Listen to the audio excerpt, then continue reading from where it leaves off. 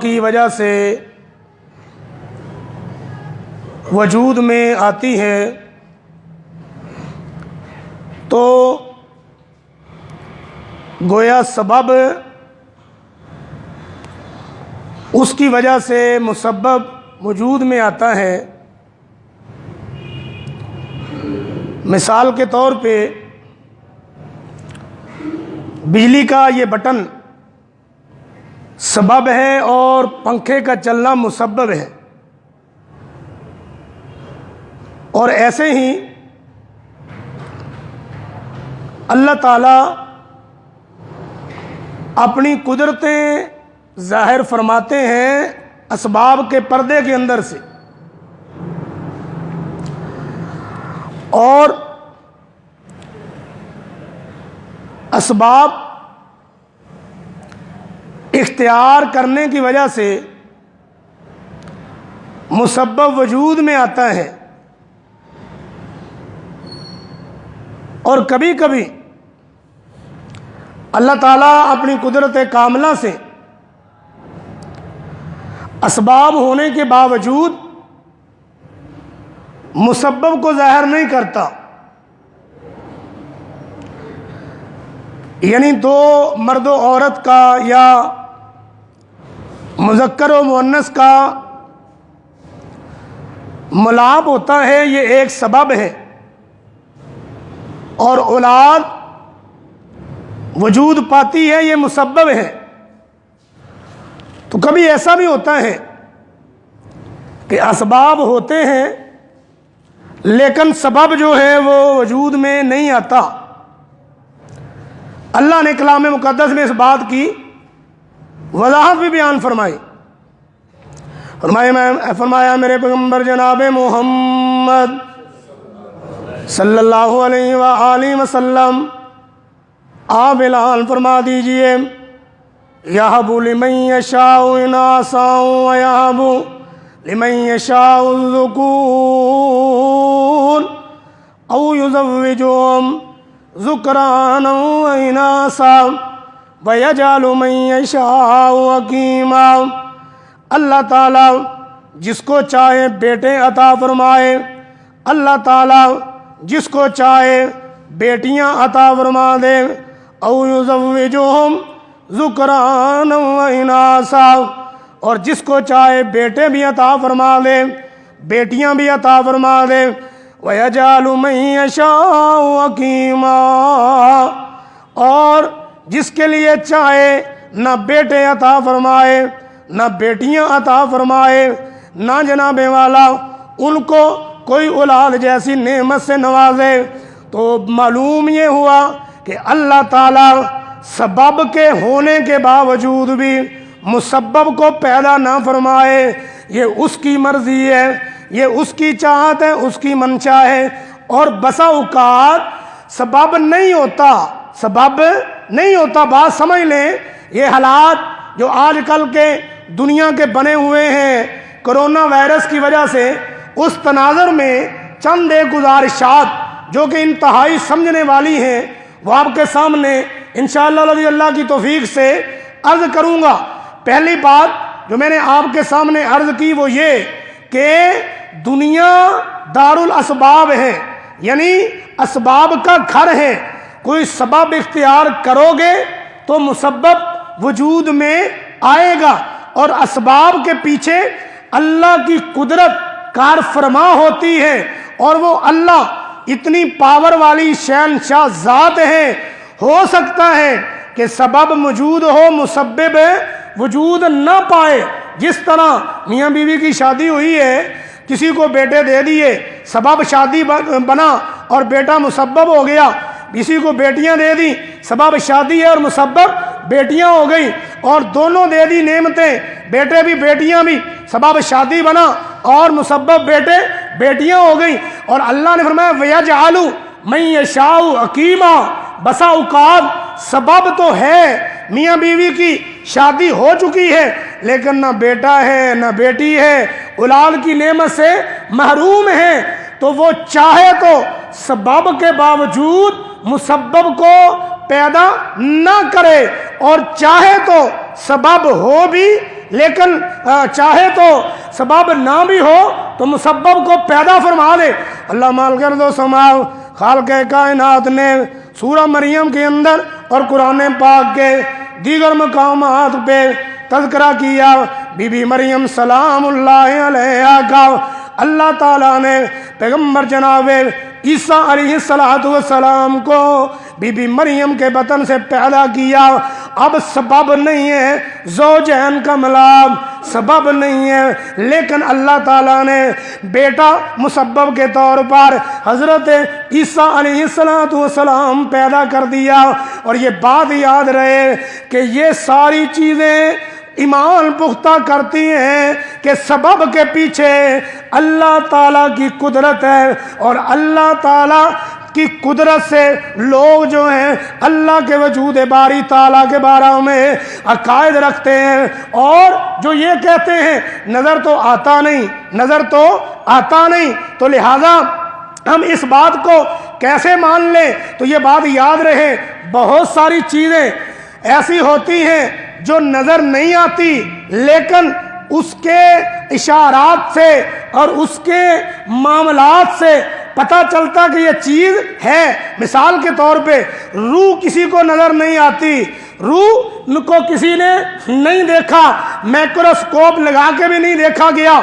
इस जदीद दुनिया में हर चीज़ देखने वालों ने कोशिश करके भी देख लिया, लेकिन रूह किसी को नज़र नहीं आती। तो अगर इंसान के अंदर रूह है तो अब इंसान चलता भी है, बैठता भी है, उठता भी है, खाता भी है, हाथ हरकत करते हैं, आंख देखती है, कान सुनते हैं, जबान बोलती है, जनाबे वाला सोता है, जागता है, तो रूह किसी को नजर नहीं आती। तो इसके इशारात से पता चलता है कि रूह है।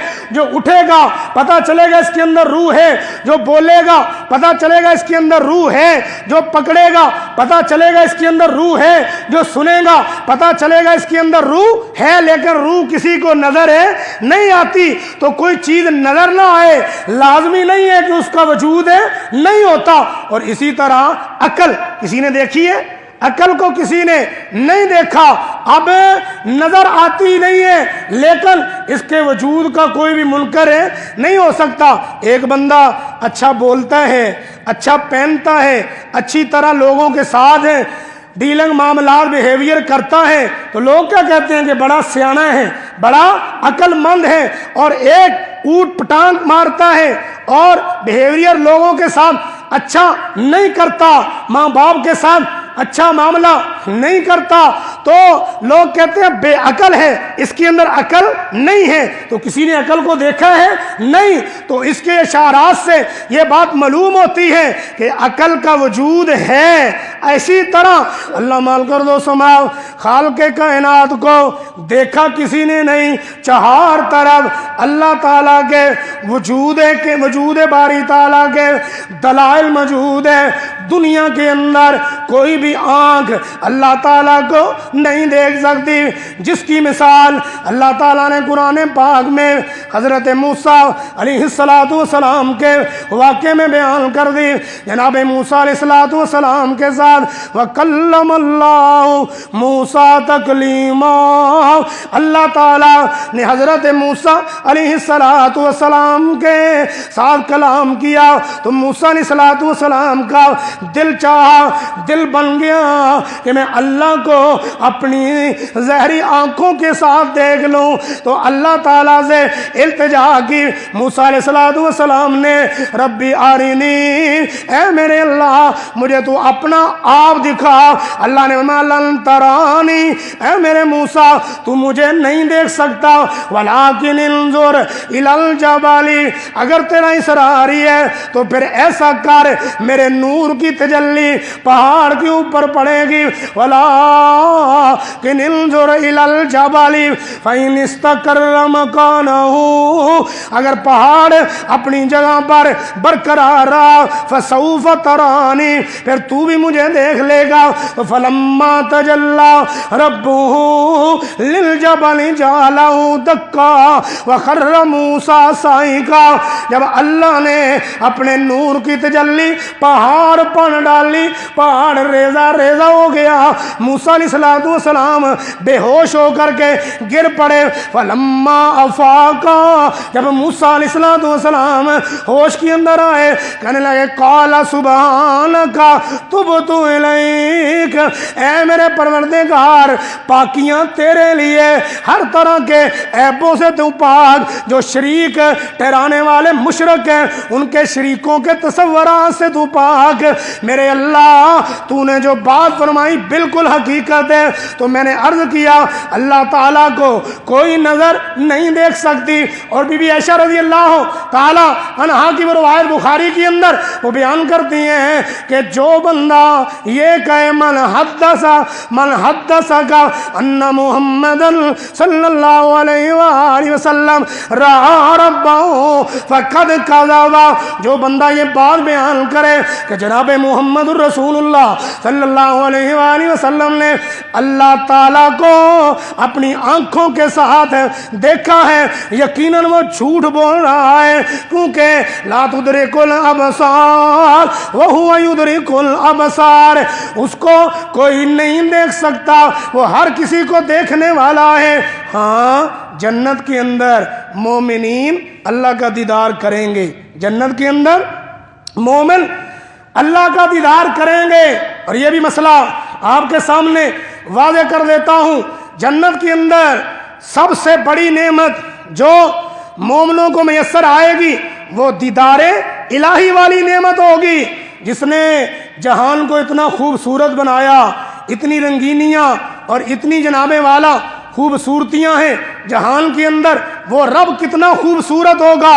और पूरी कायनात से बढ़ के हुस्नो जमाल में कमाल में आला व अरफा बेहतर पैगम्बर जनाब मुहम्मद सल्लल्लाहु अलैहि वसल्लम, जिनके दीदार से दुखियों के दुख दूर होते हैं, बीमारों की बीमारियां दूर होती हैं, जिनके दीदार से बेचैन लोगों को चैन करार मिलता है। और जिसके महबूब इतने प्यारे खूबसूरत हैं, वो खालिक कितना प्यारा होगा। तो मोमिन अपनी आंखों से अल्लाह का दीदार करेंगे।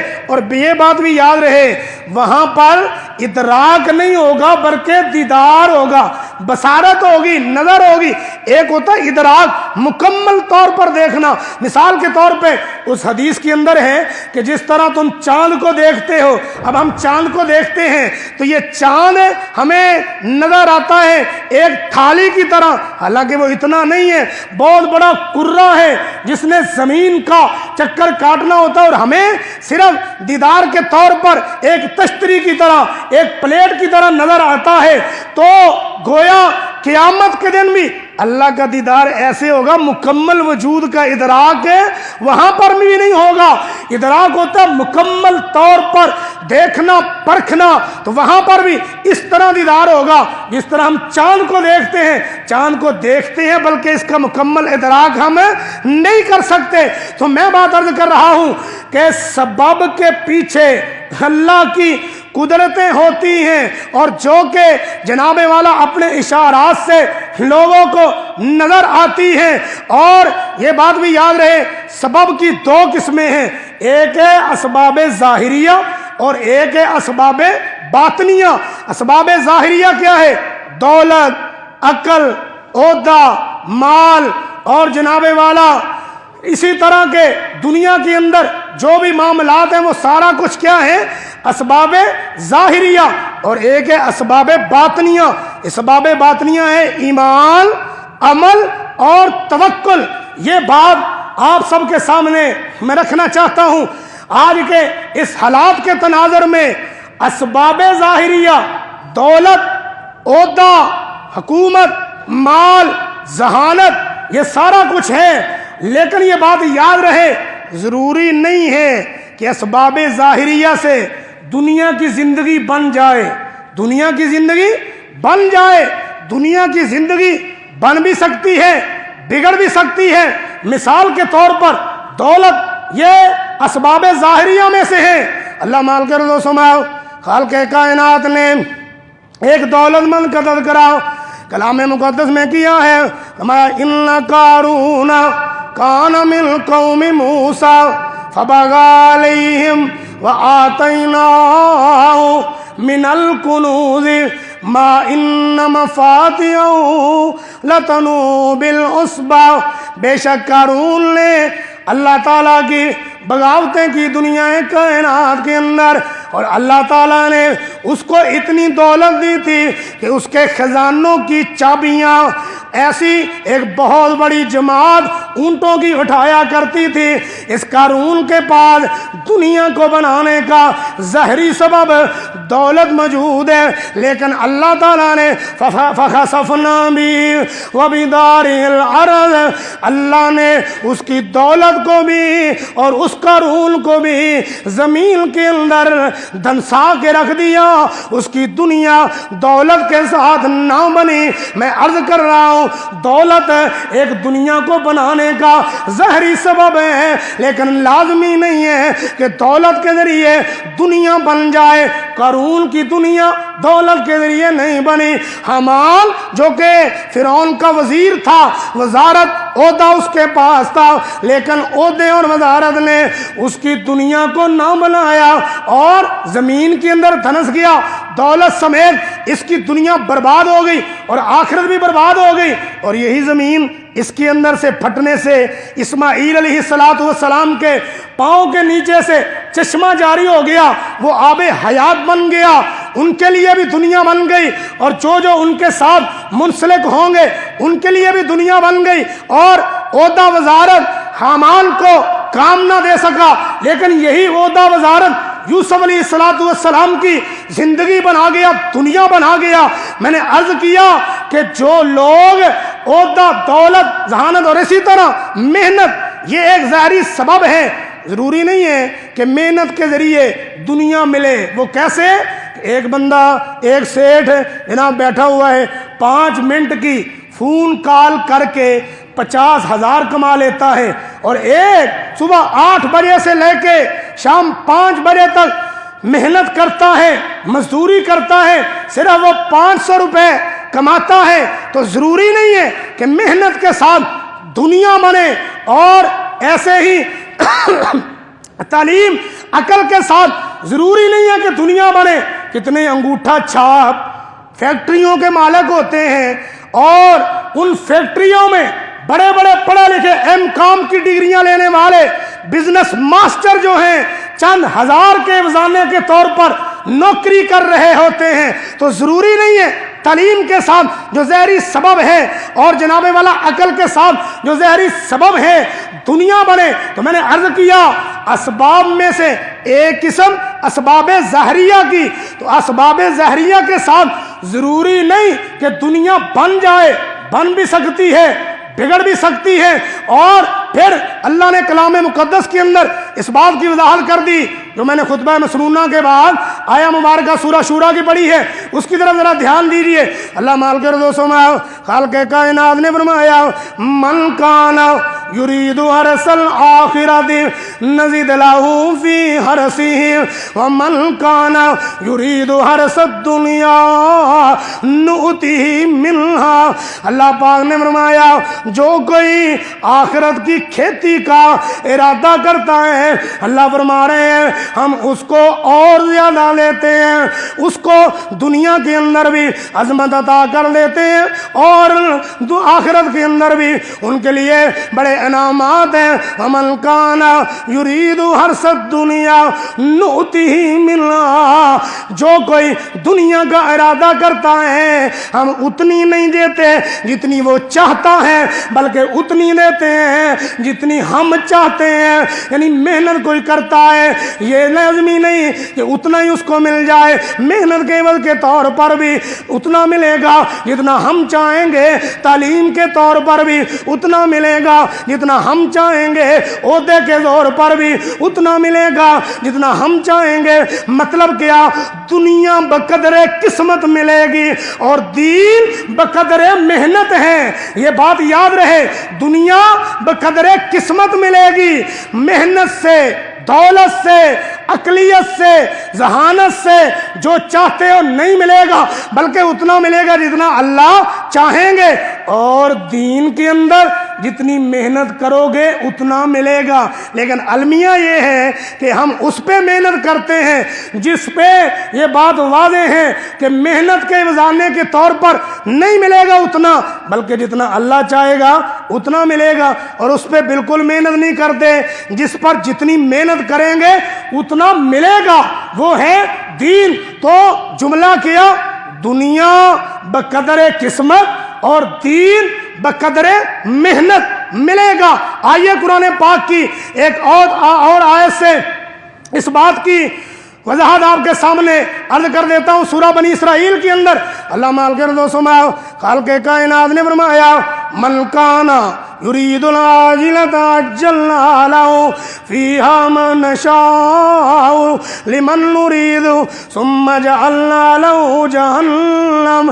اللہ پاک نے فرمایا من کانا, جو کوئی یرید العاجلۃ عجلنا لہ, دنیا کا ارادہ کرتا ہے ہم بھی اس کو دنیا دے دیتے ہیں. ما نشاء, جتنی ہم چاہتے ہیں, مطلب جتنی وہ چاہتا ہے اتنی نہیں, بقدر قسمت ہم دے لیتے ہیں. اور ومن اراد الآخرۃ وسعی سعیھا وہو مؤمن فاولئک کان سعیھم مشکورا.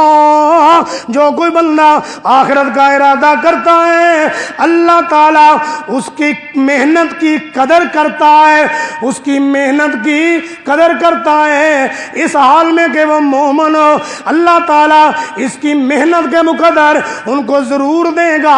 اور اللہ بڑا قدردان ہے, اللہ بڑا قدر کرنے والا ہے. تو میں نے عرض کیا اسباب باطنیہ پر اگر بندے کا توکل ہوگا, ایمان ہوگا, عمل کرے گا, اللہ تعالیٰ ان اسباب باطنیہ کے افزانے کے طور پر دنیا بھی بہتر بنا دے گا اور آخرت بھی بہتر بنا دے گا. اب آئیے موجودہ حالات کے متعلق چین کے بارے میں یہ تو بات سارے جانتے ہیں, پانی بھی گرم پیتے ہیں, نہاتے بھی وہ گرم پانی کے ساتھ ہیں, اور میڈیکل سائنس یہ کہتی ہے پانی گرم پینا, پانی گرم سے نہانا یہ جسم کے لیے کتنا مفید ہے, کتنا مفید ہے. یہ پانی گرم پینا اور پانی گرم کے ساتھ نہانا یہ اسباب ظاہریہ.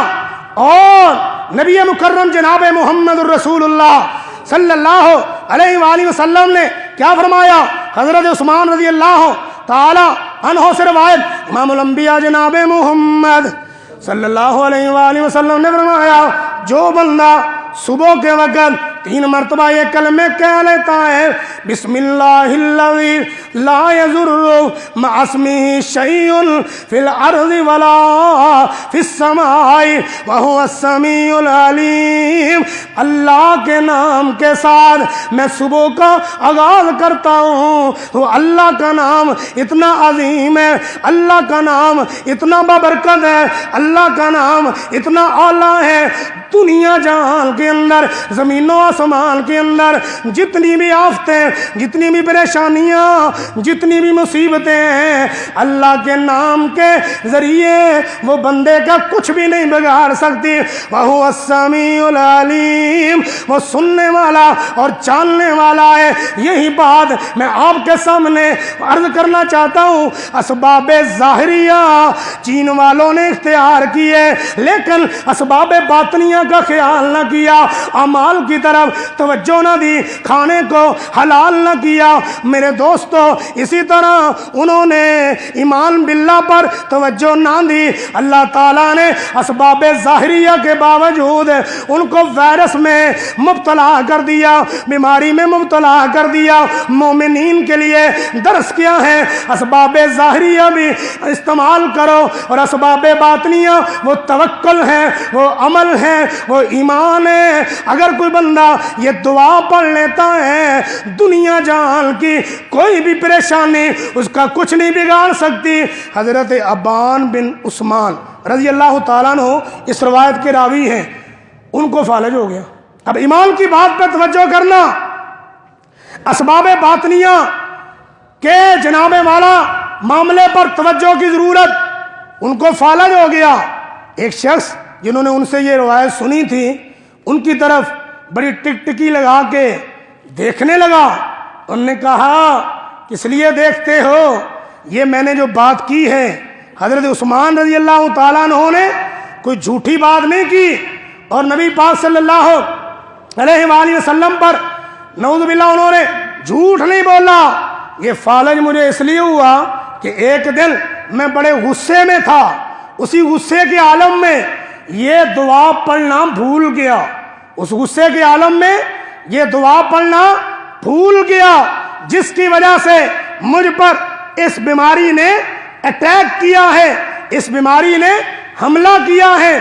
تو میں عرض کر رہا ہوں، جس طرح کلام مقدس سے یہ بات واضح ہے کہ دنیا بقدر قسمت ہے اور دین بقدر محنت ہے، اسباب باطنیہ جو ہے ان کو اختیار کرنا جو کہ نظر تو نہیں آتے، عمل اور عقیدہ اور توکل نظر تو نہیں آتے، جس طرح نہ نظر آنے والی چیز اپنے دلائل کی وجہ سے پہچانی جاتی ہے، روح اور عقل، اسی طرح اسباب باطنیہ سے جو انسان کو فوائد ملتے ہیں وہ جناب والا نظر نہ بھی آئے، لیکن انسانی زندگی پر اس کے اثرات بڑے اعلیٰ اور بڑے عرفہ اور بڑے بہترین ہوتے ہیں۔ تو میں نے عرض کیا سبب کی وجہ سے مسبب بنتا ہے، تو دنیا کے اندر اگر اسباب باطنیہ اختیار کریں گے تو اللہ تعالیٰ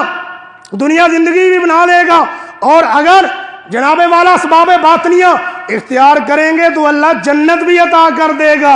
اور قرآن پاک میں ایک بات یاد رہے، جہنم کی ایک پکار ہے اور ایک جنت کی آواز ہے، ایک جہنم کی پکار اور ایک جنت کی آواز۔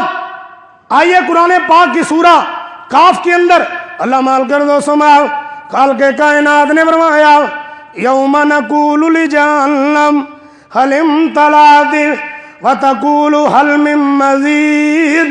اس دن اللہ تعالیٰ فرما رہے ہیں ہم جہنم سے کہیں گے هل امتلأت، کیا اور چاہیے، هل من مزید، هل امتلأت، کیا تو بھر گئی ہے یا تجھے اور چاہیے؟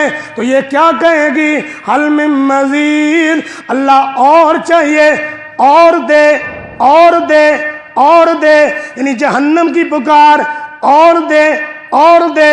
ایک بات کی طرف اشارہ بھی ہے کہ دنیا کے اندر جو صرف یہی کہتا رہتا ہے مجھے دے مل جائے، چاہے وہ جناب والا 22 گریڈ کا افسر ہے، لوگوں سے نظریں بچا کے کہتا ہے دے، چاہے جناب والا ایک بنگلہ مل گیا کہتا ہے اور دے۔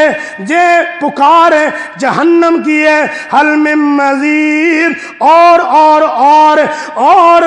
جنت کی آواز کیا ہے؟ اللہ پاک نے سورہ کاف کے اندر فرمایا لَهُمْ مَا يَشَاءُونَ فِيهَا وَلَدَيْنَا مَزِيدٌ۔ جنت کے اندر جو لوگ جائیں گے وہاں وہ کچھ ملے گا جو وہ چاہیں گے، وَلَدَيْنَا مَزِيدٌ، اور ہماری طرف کے کہا جائے گا اور لو اور لو اور لو۔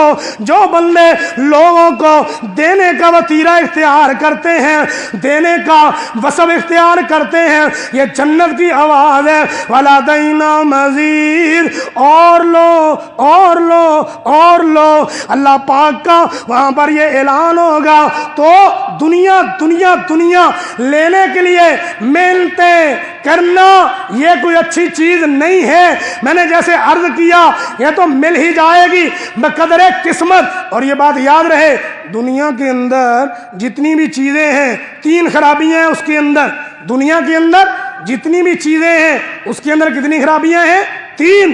ایک تو ان کا معیار ٹھیک نہیں ہوتا، ایک ان کی مقدار پوری نہیں ہوتی، اور ایک وہ جتنی بھی اچھی نعمت کیوں نہ ہو ہمیشہ نہیں رہے گی۔ دنیا کی نعمتوں میں کتنی خرابیاں؟ 3، معیار ٹھیک نہیں ہے اور مقدار پوری نہیں ہے۔ ہمارے تو ماشاءاللہ ملک عزیز، ملک پاکستان میں جدی پشتی مسلمان دودھ کے اندر ملاوٹ، جو کون سی چیز ہے جو بیان کی جائے جس کے اندر ملاوٹ نہ ہو؟ تو میرے دوستو معیار ٹھیک نہیں، اور پھر پیمانے ماشاءاللہ اپنی طرف سے ایسے بنائے ہوتے ہیں جناب، کسی چیز کا بھی پیمانہ پورا نہیں، ناپ تول میں کمیاں ہیں، مقدار ٹھیک نہیں۔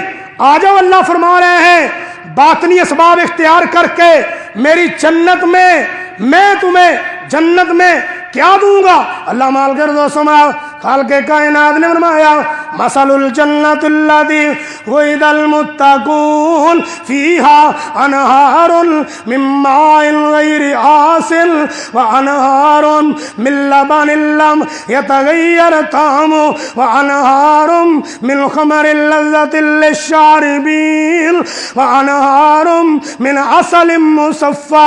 اللہ پاک نے جنت کی مثال بیان کی، فرمایا انہار من ماء غیر آسن، وہاں پر صاف شفاف پلانٹڈ پانی کے صرف جناب پلانٹ ٹوٹیوں کی صورت میں نہیں ہوں گے، بلکہ مقدار ان کی کیا ہوگی کہ نہروں کی صورت میں بہترین پانی ہوں گے، اور معیار کیا ہوگا؟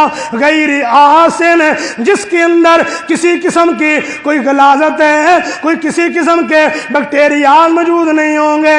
وَأَنْهَارٌ مِّنْ عَسَلٍ مُّصَفًّى، یہاں پر تو شہد جناب 1 پاؤ، آدھا کلو یا زیادہ سے زیادہ 1 کلو، لیکن وہاں پر اللہ فرما رہے ہیں آ جاؤ میری جنت میں، شہد کلو 2 کلو منوں کے حساب سے نہیں، بلکہ شہد کی نہریں ہوں گی، مصفّى اور ملاوٹ سے پاک ہوگا۔ وَأَنْهَارٌ مِّن خَمْرٍ لَذَّةٍ لِّلشَّارِبِينَ، اور وہاں پر صاف شفاف ایسی شراب ہوگی جس کے ساتھ دماغ میں فطور نہیں آئے گا، جس کے ساتھ سر میں درد نہیں ہوگا۔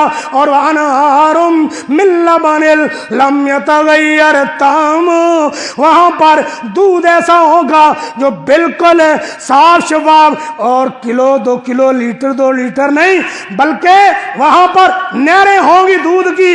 تو وَسُقُومًا، اور اللہ تعالیٰ نے فرمایا خالداً فیہا، اس کے اندر ہمیشہ ہمیشہ رہیں گے۔